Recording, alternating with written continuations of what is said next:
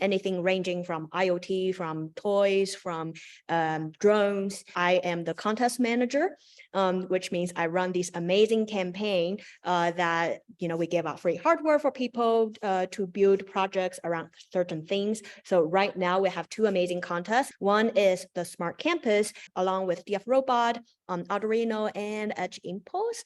And we just launched a really cool tech fashion design challenge. We have amazing judges that's been in the wearable fashion for years, and we're bringing together actually the make fashion community back to enable more emerging artists and wearable design enthusiasts to participate in doing wearable fashion.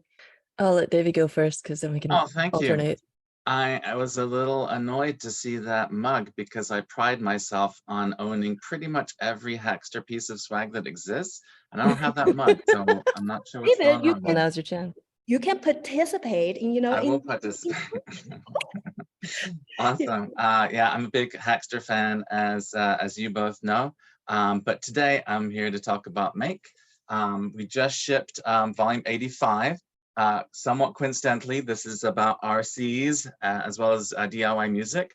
I won't give you too much of a spoiler as to what this is, but it's going to come up soon, I think. And so we have a blog, makezine.com, that we'd love for you to check out in addition to the magazine.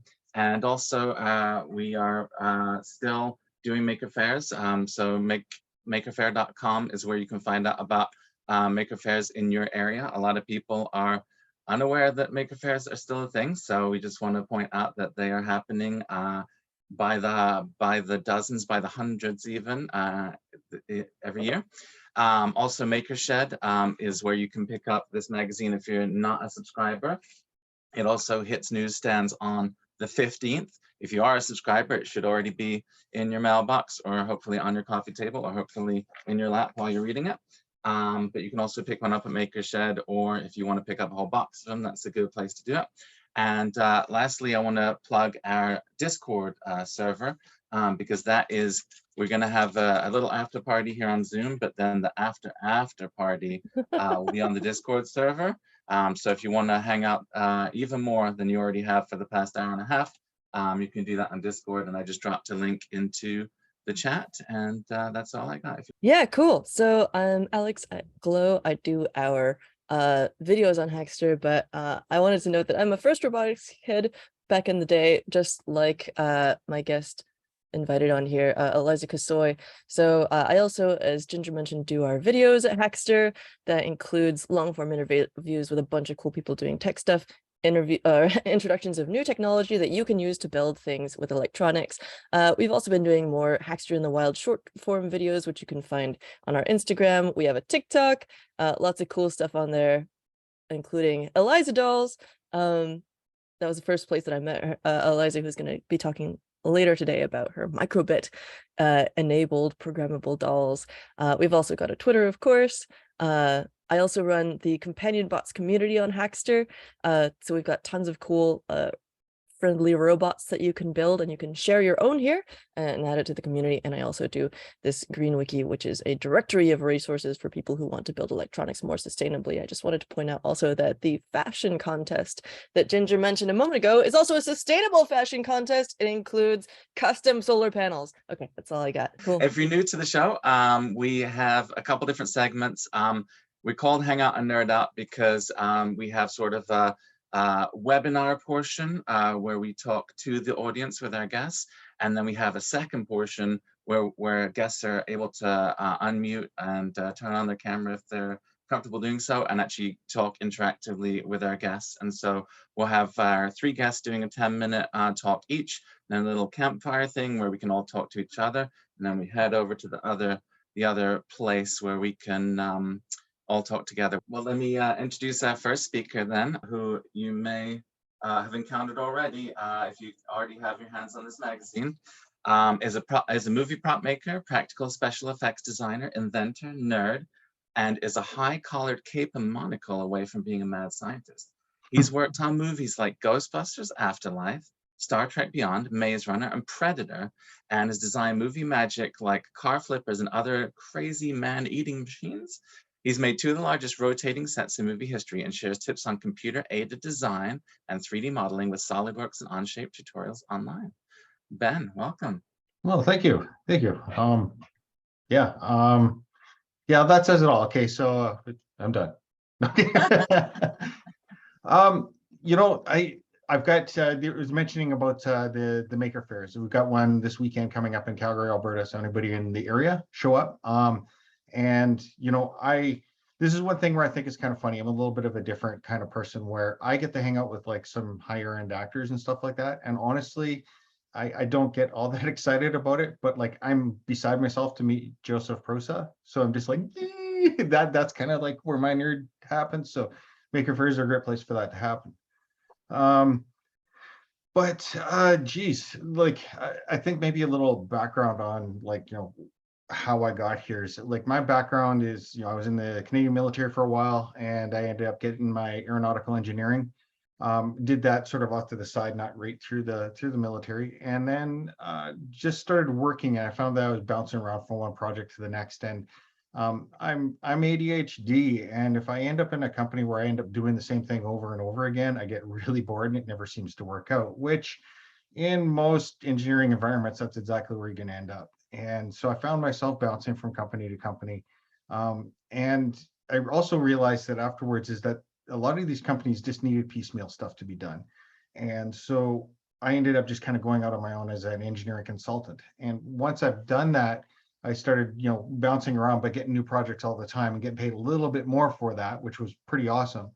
But one day I was hanging out at a makerspace in Calgary and a friend of mine came up, this Janet Mater, and she's like, you know, she works in the movies, and she was like, my boss is looking for an engineering type that can design some stuff, can't really talk about what it is, but you know, can you help us out? And I said, well, sure. And ended up talking to the special effects coordinator, and he wouldn't say anything. I ended up flying out from Calgary to Vancouver.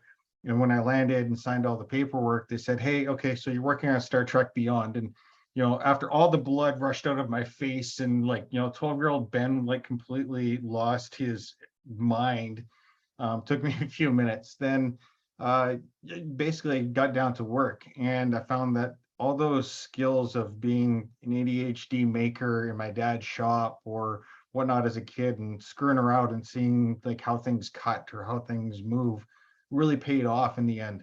So I ended up working on some movies, and after I did Star Trek Beyond, apparently I did good enough, because like how I got into the movies was a complete fluke. And that's a lot of people who work in the movie industry. It's how you get in is rarely a straight in. It's usually some sort of fluke event. How you stick around and stay in the movie industry, that is up to you. So like, you know, you get your first try, then after that, you're on your own. You gotta, you know, show them that you've got the chops and you can do that. And it's full of a bunch of really weird, eccentric, strange, and amazingly lovely people. Now, if any of those words and you feel like, yeah, I fit into that, you're going to fit in fine. But I found that your neurotypical people come into these into these movie sets and they're just like, what the hell's going on?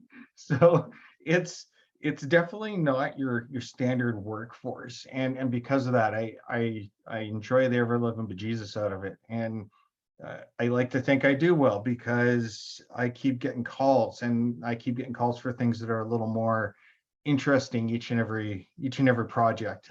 Some things I still can't really talk about, some things I can. So you know, I went from Star Trek to Maze Runner, Death Note, did a couple of TV series for DC Comics. Then, Ghostbusters ended up in my hometown. So I actually finally got to work in my hometown instead of flying around.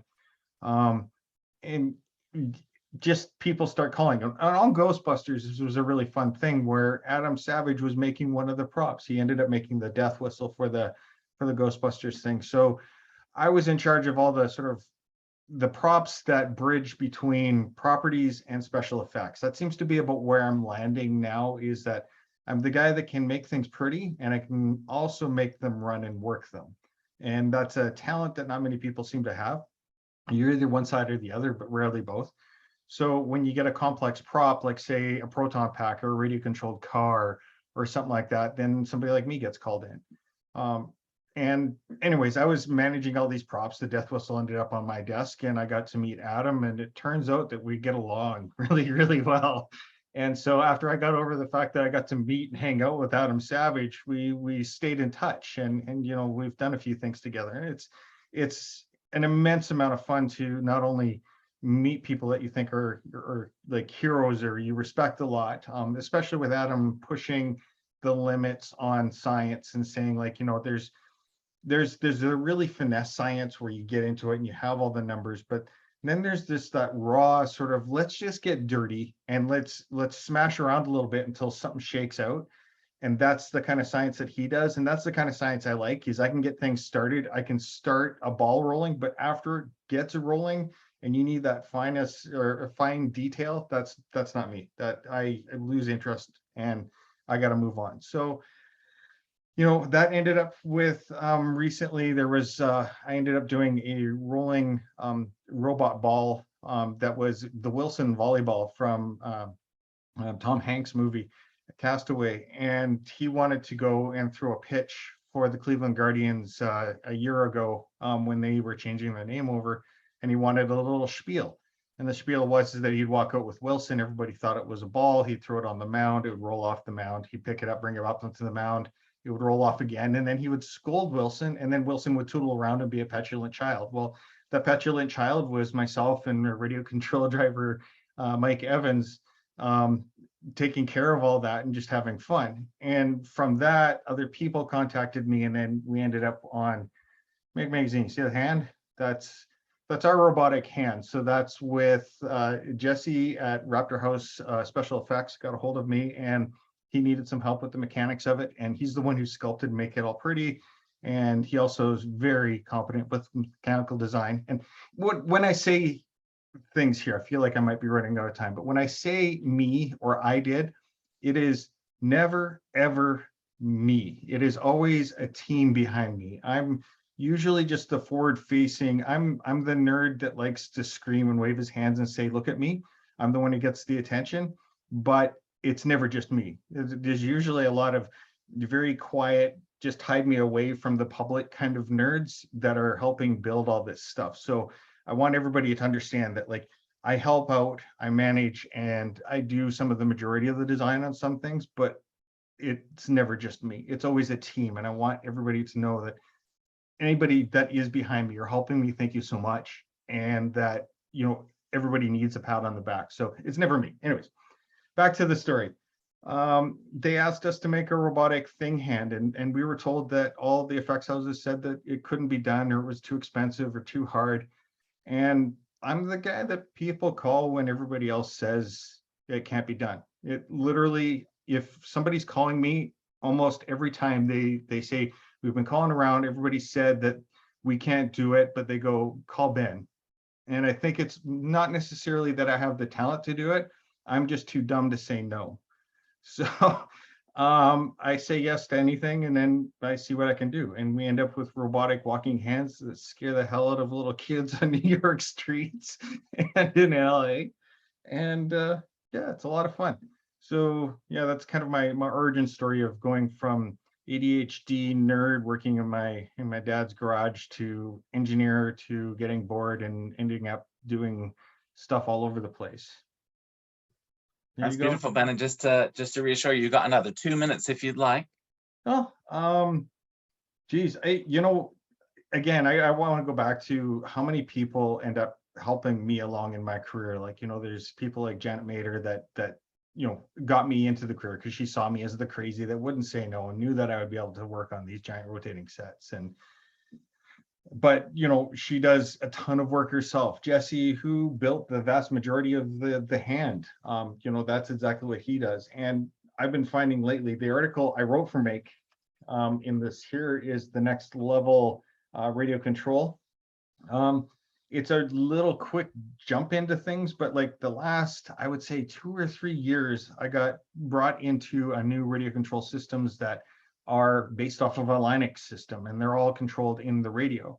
So I've been finding that instead of putting all the controls and everything that you need in a robot, that you can actually offload all of that. As long as you have that communication line, you can offload all of that sort of brains onto your remote control.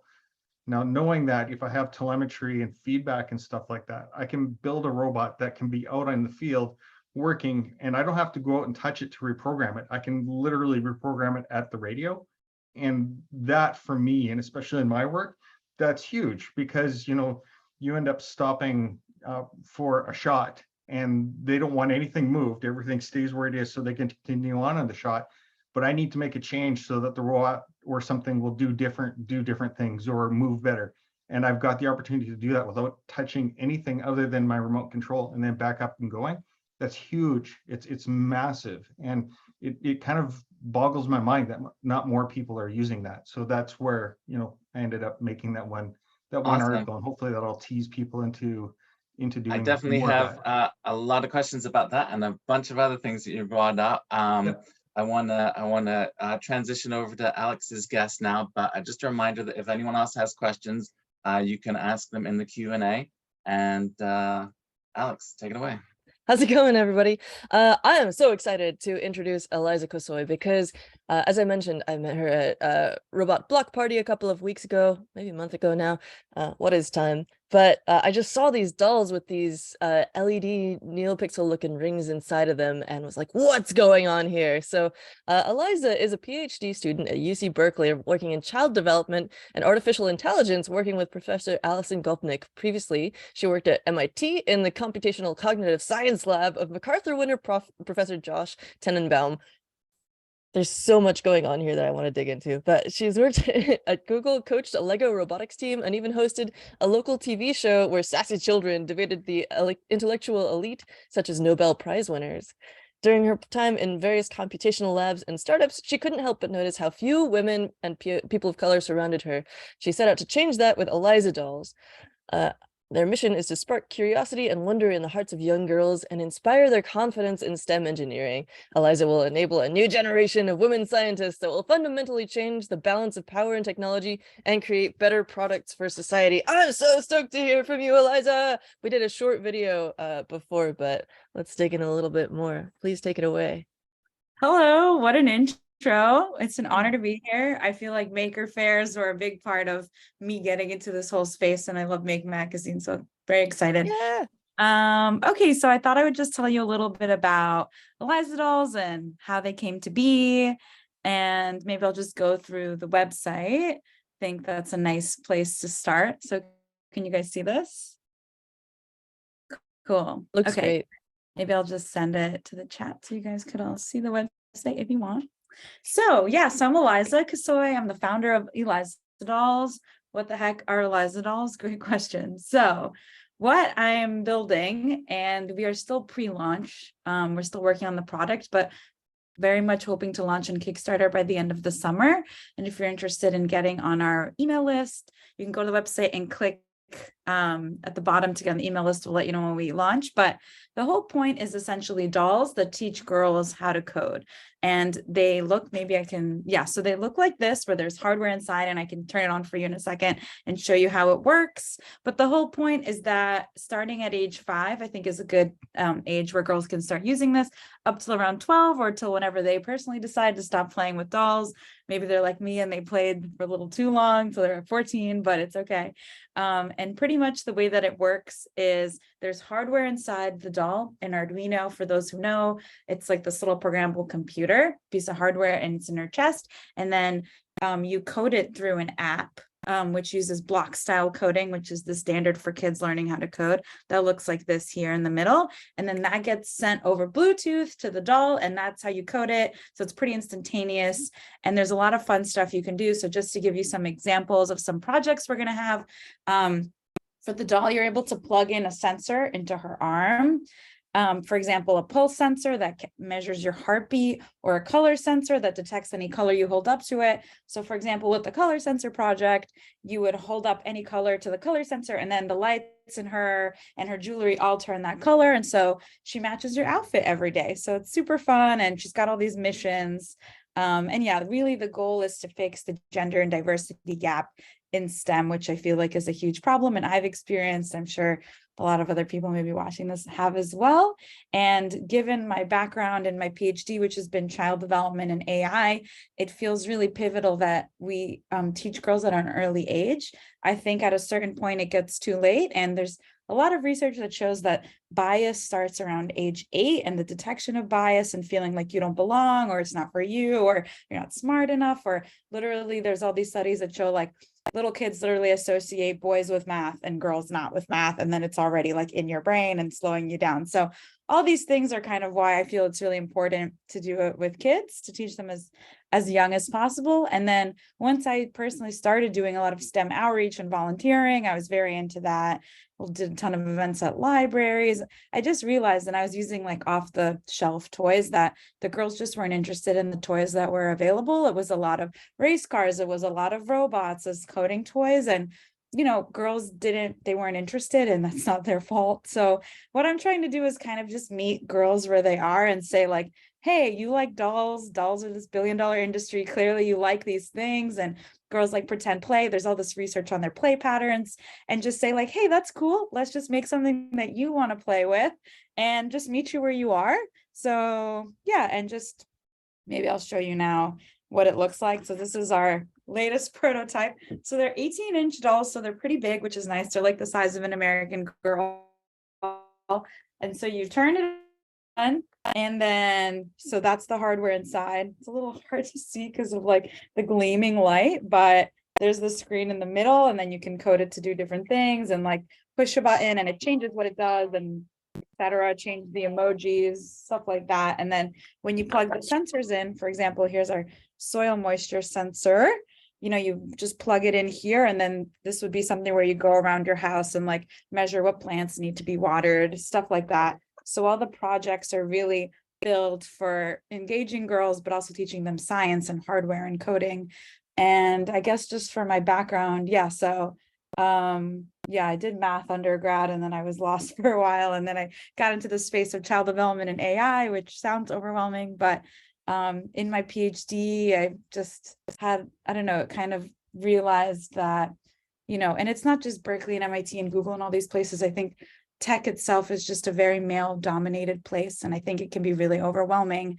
And I really felt like I needed to change it, because for me personally, like people would just say the craziest things to me all the time, just because I was like a woman in these spaces, like the weirdest comments, not even all bad, but just like, you know, I'd be wearing a dress one day and someone would just be like, oh, are you wearing what Jackie Kennedy wore? And I was like, no, I'm just wearing a dress. Like, why? Like, just ask me something else. Like, just felt like people were never engaging in me the way they would engage with other guys. It's always some different experience. There's all these judgments. And I really feel, you know, and the more that like AI progresses, that really it needs to be a diverse set of people that work on these problems. And I feel like the solution is that you start in childhood, you're raised in a way like you're exposed to these concepts early on, and then you feel like you are a part of it. So by the time you're in high school or college, and you're, you know, trying to figure out like, am I good enough, or should I do this? It's like, no, I've been coding my dolls for like 10 years now, and this is the norm, and this is what's cool. And so the whole goal is to really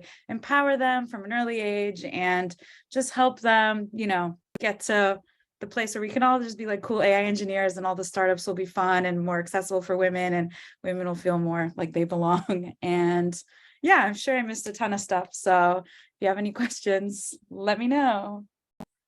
Yeah, awesome. You actually have a couple of minutes left, but I loved that point that you made. And we have a comment actually from Darcy, who says that Eliza Dolls are so cool. We need to connect you with the STEM efforts that we're doing with Girl Scouts. And I was just thinking of asking you, like, you know, what would your dream collaborations be? That would be so rad to see, like, yeah, girls, my dream collaborations would be more maker fairs, more Make magazine. My dream collaborations would be like Code with Glossy. I'm obsessed with Code with Glossy. If anybody knows Garlic Gloss, let me know. Yeah, things like that, you know, any kind of like STEM outreach programs for girls I really like, you know, Girls Who Code would be cool. Yeah, really anyone that's already kind of in the space, but I think those are the main hip, cool ones. Yeah. Cool. If anybody knows people in Code with Glossy or Girls Who Code, Glossy, that's your yes. cue. Yeah. Yeah. What was your favorite most exciting tool to you or toy to you when you were growing up? Like, is there anything particularly that got you excited about electronics when you were a kid? Yeah, so I actually didn't get into electronics till very late in my life, till I was like 18, 19. So when I was a kid, I was just obsessed with dolls and building doll houses out of cardboard and yogurt containers. Like I'd force all my neighbors to like give me their yogurts and like make doll stools and like was very, very into dolls. And that was part of the issue. I felt like, while I was playing with dolls, all my male coworkers at MIT were coding already. And I just was like wasting my youth. And that's what it felt like, just wasted somehow. So I'd love to kind of blend those worlds. So maybe more girls don't feel the way I did. Yeah. Wow. And we have like 1 minute left. I just want to echo what you said about there. It feels like there really is this social aspect, like you shouldn't feel ostracized for, or like you wasted that time. Like, it led you to where you are, but also like, I totally understand that feeling. And I think when I was a kid, you talk about a lot of girls not being into stuff like tech stuff and being into dolls and stuff. I almost felt like the opposite, but I think that this could be like a bridge, like for girls of both types to feel more connected to, like, I had this toxic mentality of like, I'm not like the other girls, etc. because but that would help sort of build those bridges and help everyone feel more like nuanced perceptions. Yeah. I love that. I love what you're doing. Anyway, I think that unless you have a final thought, it's time to move on to Vince from Holybro. Thank you so much.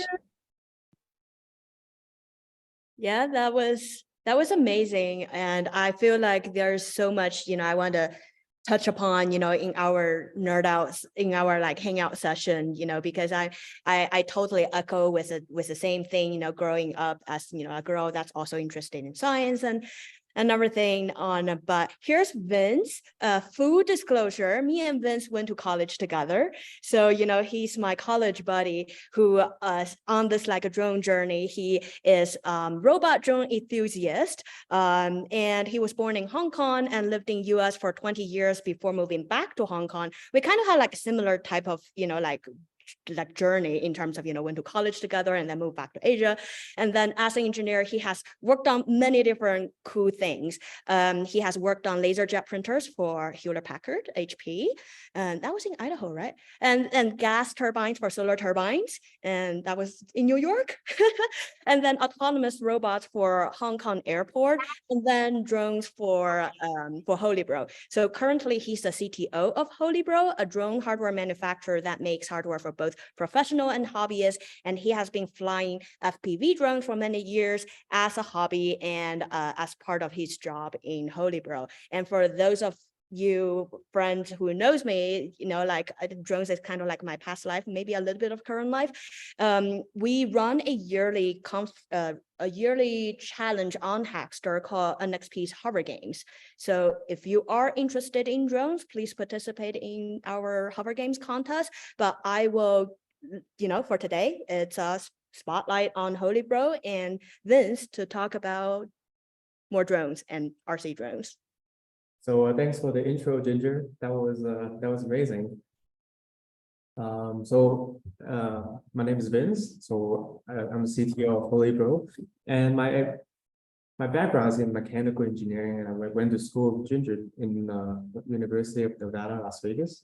So I always liked flying drones ever since I was younger, and there wasn't a lot of drones available on the market that's easy to fly, but things has changed, and so the company started in 2013, so about 10 years ago, and I wasn't part of the company when it first started, and at the time, drone was not very mature, and people have to really go on Facebook, wasn't Facebook group, but random forum online to kind of research on how to build a drone and things like that.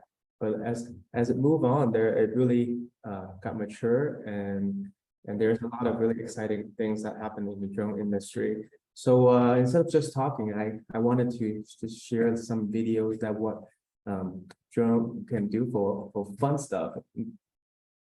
So one of the popular sector of drone is called FPV. So what it really stands for is a first person view. So instead of looking at the drone itself, but you're actually looking at what the drone sees. So you put a goggle on, and the goggle see what the drone see. So I'm going to share my screen right now. Let's see. Okay. Yeah, everybody see my screen okay, I think. So Looks great. good. Okay, so what this right here is someone wearing the goggle, and the goggle is feeding live video from the camera on the drone into your eyes basically. And what that does is just helps you navigate, and it also has very low latency. So what you see is really just exactly what you see in live. And so I just want to show some video and exciting video on what really is happening in the FPV world. So yeah, let me play this video right now. And this is called the Drone Racing League. So long time ago, drone was just really being flown in the backyard and stuff. Nowadays, like these drone racing are going so big, and they're renting the whole stadium for hockey, for NBA, and they're just flying these drones with audience watching and hundreds and thousands of people watching live in person and also online. And so this is FPV racing, and other than just racing drones, you can use FPV for many other stuff. So for other like commercials and really because it's first person view, and you really can control the speed and the angle and the direction the drone is going much better than if you are flying a drone in third person view. And I just really think these are really cool, and it takes a long time to learn how to fly them really well, and these are like professionals. So yeah, let me show you another video. So instead, other than like chasing cars and racing, you can also go into the places where you never go if you're yeah, just places that's not really accessible, like this, like far away from where people usually go, and you can just get there in minutes. And so, and with in the FPV world, where you control everything manually, so there's no sensor to guide you, and you can fly through very narrow places, so like very close to people, close to buildings, and for example, here is a FPV drone with propeller guards, so for safety, flying into like bars and buildings. And this one is more for a commercial, but there's many different applications. So you can fly into bars between people, and into dark places, into like places where human really cannot easily access. So these are some of the applications of like FPV drone. But to me, it's just really fun to be able to go to places where you cannot go, and be able to just have a lot of freedom. So even more for people who have disability, where they feel like they are flying actually themselves, but for myself it's really fun. So these we sell these drones on our website, and our website is holybro.com, HOLYBRO. We sell the drone assets, and we also really specialize in the electronics that is inside. And the evolution of drones is throughout like these last 10 years are very interesting. So these are one of the OG drone that we built in Holybro, and it's about in 2005 maybe. And so it looks a little chunky, big, and eventually everything moved to smaller and smaller. So this is also one of the OG racing drone that we built. And slowly it was moving toward like a lot of people want to fly indoor, and so there are other options for drones with like propeller guards, where you can crash into the wall or accidentally bump into furniture or people, and they won't really mess with the drone or mess with or hurt anybody. And there's also other big FPV drones, like for example for this one, and this is one of our FPV drones too. And people actually mount cinema camera on top of it, and they actually film like Netflix and film like movies and commercial on these big drones, and I feel like it's very, very amazing. And yeah, so this is kind of what we do. We also do some of the professional or commercial grade stuff. So Ginger also talk about Hoover game. Hoover game is actually an amazing, I think it's a very amazing contest that's happening, because it is really aimed for helping this human society, like a human species, for various different things. Like one of the previous one was for like forest fire. So there's a contest where you build drones and program them to ways to help either detect or just any way to help with forest fire. And like the one recently is for like sustainable food ecosystem, and also one for like how to help people with drone with during pandemic. So we also make a lot of these parts for Hoover games, and we also sell them. And it's just, to me, this is a very, very interesting field. Yeah, so thank you for having me here. Awesome. Thank you so much, Vince. Welcome back, everyone. So I have some kind of like burning questions, like if I can jump in real quick, and I think I've been just like so inspired by Eliza, what you do, and also what Ben, talked about in terms of having this kind of indifference, right? when you constantly like want to work on new projects, this kind of like personality. I resonate with both. I think I was talking to Ben in backstage like a little bit before our show, that actually when I was in college, I was in this program called entertainment engineering. It's non-traditional to civil, mechanical, electrical, and more of a, how do you do engineering for Sounds amazing. entertainment and stuff.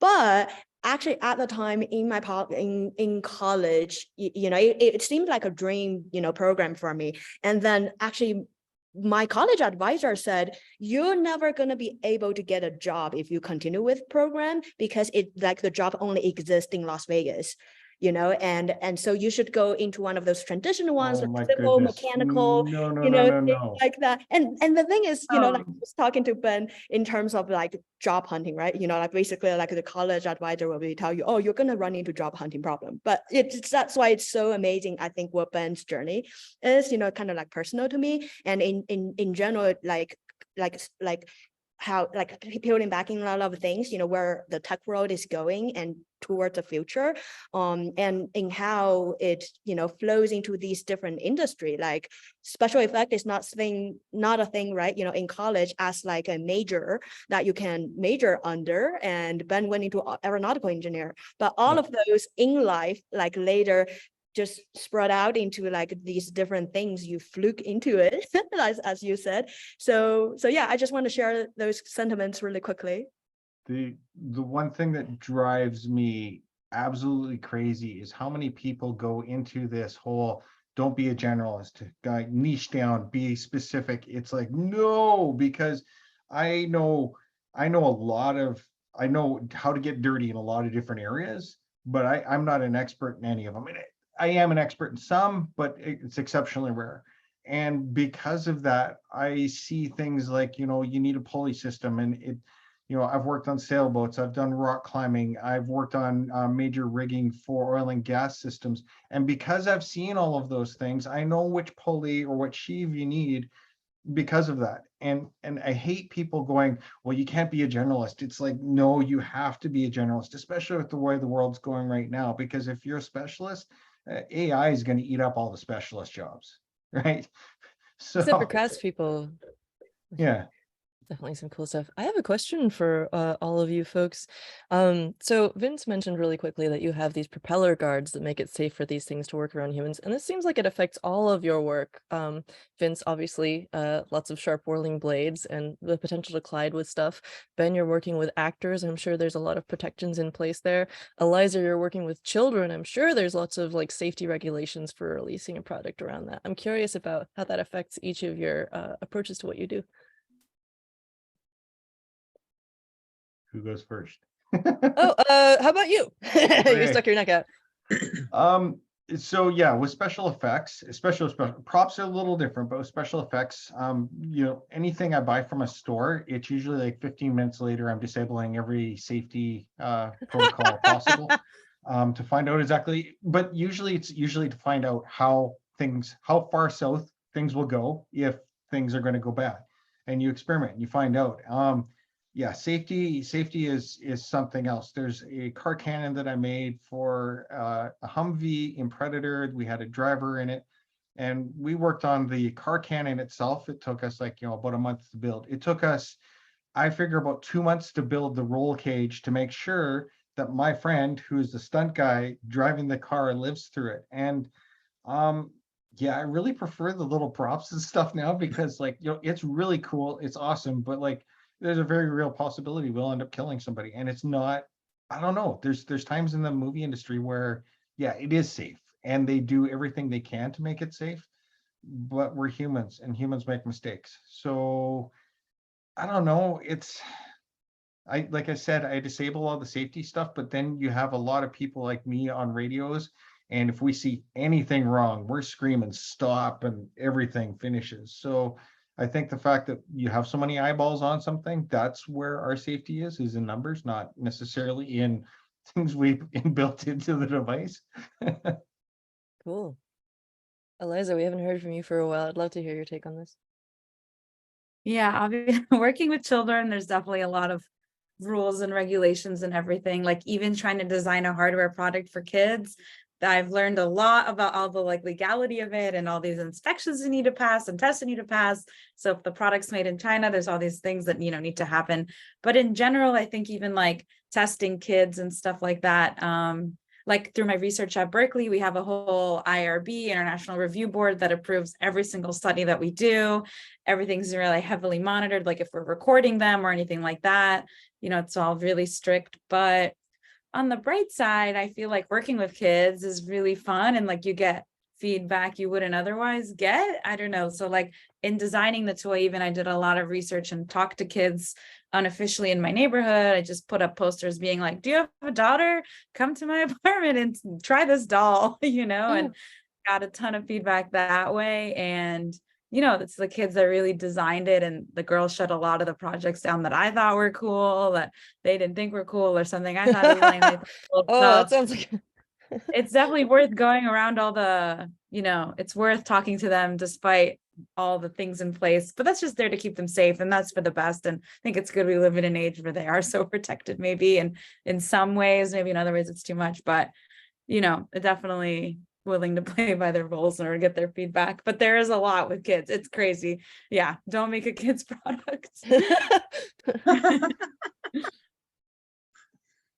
Ooh, Vince. Yeah, so with drone safety is like a very big thing. There's more and more regulation on drones nowadays, and so like tiny small drones are getting very popular with less weight and then propeller guards. So when people when it hit somebody, it won't really do any damage. And with like the really big drones with in commercial space, usually there are lots of like safety people. They would need to the people that, let's say for FPV, people that flies it, and there has to be someone next to it to have line of sight of the drone to make sure.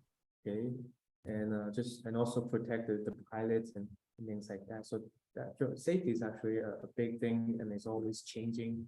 And yeah, Lots of regs to keep up with, I guess. I know So- some drones also have like sensors built in. Oh, Yeah.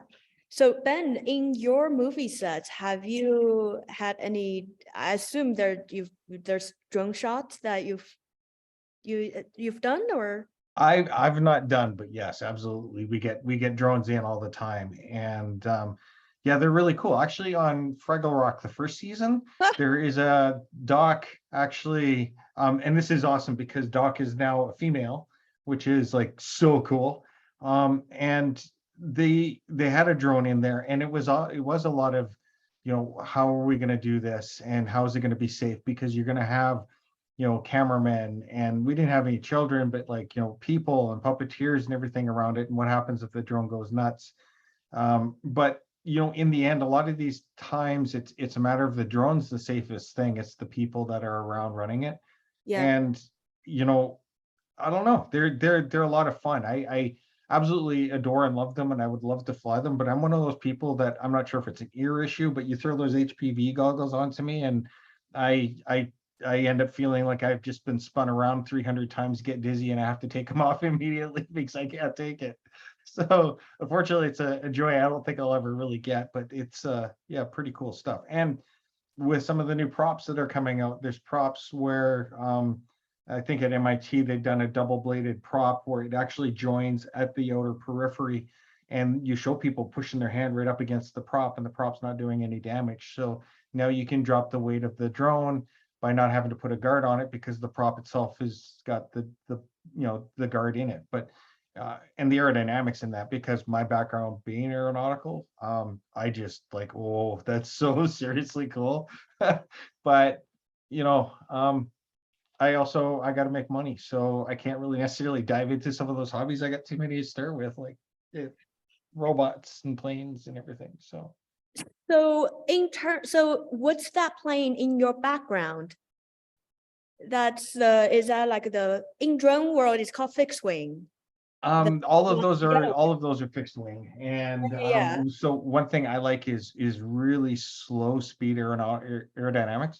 So Uh-huh. one of them, let's see if I can get my finger, you can barely see it right there. That plane weighs less than a sheet of paper. And with the ring Whoa. rubber band, I can have it fly in a gym for about 25-30 minutes under one rubber band. So when you get into the optimization and aerodynamics and stuff, it is so cool. In fact, knowing aerodynamics has gotten me to, there's that Popular Science there. That's one of the first world records I helped break by designing a bike that did 1,046 kilometers in 24 hours under one guy's power. So one guy pedaled that for 24 hours, and he went like 650 miles or 1,046 kilometers.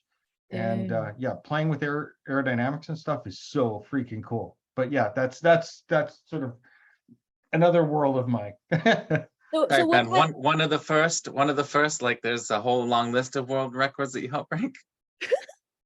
Not a whole long list. Okay, so that bike broke 2. So it did the fastest time to 1,000 kilometers, which is called the megameter. Then we had a boat that we decided we want to see if we do a 24-hour boat challenge. So we made a boat that with a prop on it, but it was still pedal powered, and see how far he could go. And the first time we tried it was 174 kilometers. Now I know it doesn't sound like much, but water's really thick, so it's hard to get through. So that was, we broke a world record. But unfortunately for the guy riding the bike, by the time he was halfway through, something hit me, and it's one of those where you can only learn by experience. And I figured out that we did a couple things very wrong. And so we rebuilt the boat and redid that. And we did 250 kilometers on the next one. So we took one record, broke it, second record, we shattered it. So yeah, there's those. And I'm not sure if screw it. This is my project. So I've been pitching a TV series to Warner and to Apple and everything. And I'm hoping to be sort of a Mythbusters like kind of thing, but we want to call it Record Breaker Labs.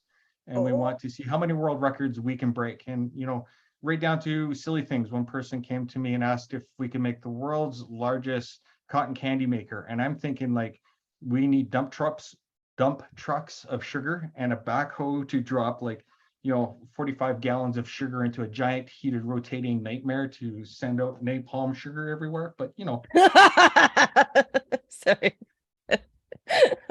We got about a minute left in this segment. Any last questions from the audience or from guests to each other? Or... Oh, I thought we had like 6 minutes. I'm wrong. We got 6 minutes to wrap it up and get out of here. I'd love to hear real quick if people I'll save it for the next session. The one thing is with Eliza, like I love the dolls and how that you're getting into, you're meeting the girls where they're at, right? I've got one daughter, she's 17 now, but like she was totally into not necessarily dolls and stuff, but she loves stuffies. So we ended up, Oh, yeah. she ended up learning how to sew. So I taught her, or she ended up teaching herself. I happen to have all the stuff here, and she just, screw it, dad doesn't have time to teach me, so I'm just going to wreck his shop and do this. But she'd get clay and she'd mold out a doll or a stuffy, and then she figured out how to make a flat pattern, and then she figured out how to sew it, and now she's making, you know, fursuits and all these other things. But then, you know, I come along and go, hey, how about we add a servo motor to this or something like that. But you're absolutely right. You need to meet the kid where they're at, whether it's dolls or whether it's, you know, trinkets or something like that. Like when I grew up, I wasn't the go out and play baseball. I didn't have a whole lot of friends because I would spend all my time in a shop learning how to use tools, because I don't know, it just, that's in my DNA. Mhm. And I absolutely adore that you're doing that. There's some friends of mine that do make fashion, which I believe is part of one of the Hackster things going. But Yes. we should, I want to put you in touch with them, but like, And I then- just want to pat you on the back because I absolutely love Yeah. people who see something and go, wait a minute, let's figure out how to work this in. Yeah. Thank you. Yeah. And Sorry. your job sounds great. Love to switch with you for a day. No, well, sometimes, you know, it's, everybody gets to see the fun stuff. There are days where, yeah, I hate life, but you know. I mean, I know who how that doesn't goes. feel that way? What a great way to sometimes? end this segment. I hate life. Let's take a photo. of Let's hating take a life. photo and we'll continue on the other side. Yeah, I'd love to hear more Yes. of Eliza's thoughts on that. Who's taking it? I'll take it. Okay. Awesome.